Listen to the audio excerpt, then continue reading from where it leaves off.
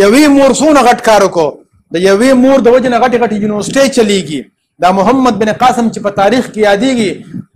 مور به دې تربیت کړي که نه پلار خو په بهر وي یا کو پلارم تربیه کې پلارم د چا زوی و که نه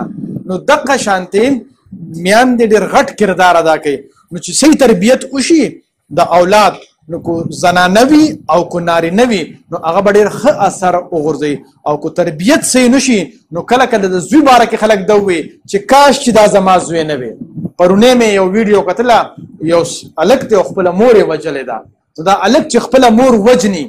مور د وژلو شیز دی ولې وجني بس همدقه وجه دی چې صحیح تربیت ونشي خامخا همدقه مسلې راځي نو تربیت چې صحیح وشي نو کو لور وي او کو زوی وي ان شاء الله العظیم په معاشره کې به ښه اثرات خورېږي او کو تربیت خو نشي نو زوی به دې وي خو پوزې له به دې راولي او تنګ به کې په شرمونو به دې وشرموي